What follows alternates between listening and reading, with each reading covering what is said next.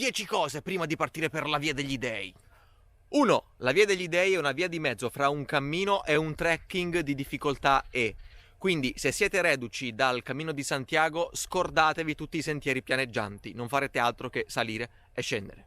2. Peso dello zaino, non mi stancherò mai di ripeterlo, dovete essere il più leggeri possibile. Ad ogni modo, per salvaguardare la vostra salute, fate in modo che il vostro zaino pesi meno del peso equivalente il 10% del vostro peso corporeo, mi raccomando. 3. Dove dormire? Allora, avete 3 possibilità fondamentalmente: dormire in B&B, dormire in campeggio o fare free camping o bivacco. Per i B&B vi consiglio di prenotare con largo anticipo, poiché a causa del Covid i posti sono ridotti e molti B&B non hanno aperto del tutto, quindi vi consiglio di telefonare prima di prevedere notti da qualche parte. Camping sono più numerosi nella parte toscana del cammino. Nella prima parte vi consiglio di prenotare se volete dormire in tenda. Free camping, ci sono delle aree che vi lasciano la possibilità di dormire lì lasciando una piccola offerta o anche gratuitamente. L'unico problema sono di solito i bagni e le docce. Ho visto gente che ha dovuto fare una fila di un'ora per farsi un'ora e mezza solo per fare una doccia fredda.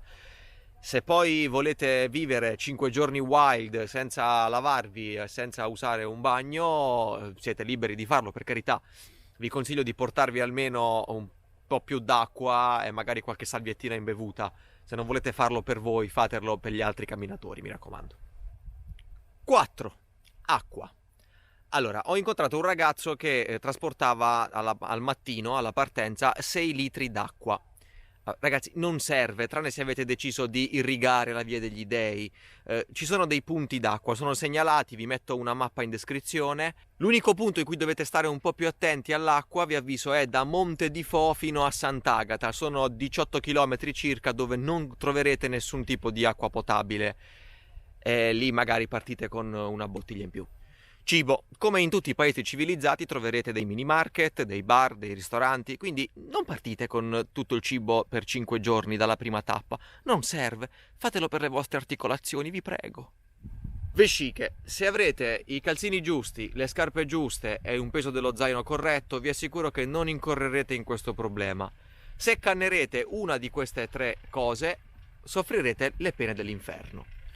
E non sto esagerando. Cioè, io ci ho provato a camminare per 30 km con una vescica sotto il piede senza antidolorifico. Vi assicuro che fa malissimo.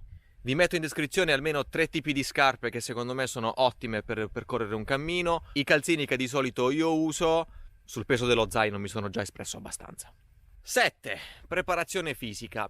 Se siete dei super sportivi che sono appena tornati da scalare il K2, beh ragazzi, non ho nulla da dirvi, prendete lo zaino e partite. Se invece siete fra quelli che prendono la macchina anche per chiedere il sale al vicino di casa, beh, allora il mio consiglio è quello di spezzettare le tappe il più possibile. Metteteci 5, anche 6 giorni. Soprattutto i primi giorni, fate tappe da 20, massimo 25 km, non esagerate. Così potete anche godervi meglio il percorso. Poi se avete tutta sta fretta di arrivare a Firenze, beh, non fate il cammino, prendete un treno, fate prima, l'assicuro. 8. Stringete amicizie. Beh, non abbiate paura di partire da soli, incontrerete un sacco di gente lungo il percorso e soprattutto parlate con tutti, sentite le loro storie, insomma, non sai mai chi può nascondersi dietro uno zaino. 9. Se avete dubbi su come dividere le tappe o volete una guida veramente precisa e dettagliata sulla Via degli Dei, vi consiglio di guardare il video Guida completa alla Via degli Dei, vi metto il link qui sotto, di The Walking Knows.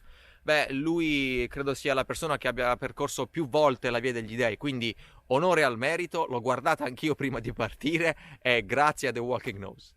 10. Per ultima, ma non meno importante, se vi capiterà di stringere amicizia con dei veneti, ricordatevi di non andare a bere con loro. Io e Deborah, la mia compagna di viaggio, abbiamo fatto questo errore al nostro arrivo a Firenze per festeggiare e ragazzi, io sono arrivato in camera di hotel muro, come si dice dalle mie parti. Seguite il cammino del cretino, buona Via degli Dei e ricordate, se sei talmente libero da sembrare cretino, sei pronto a metterti in cammino. Ciao!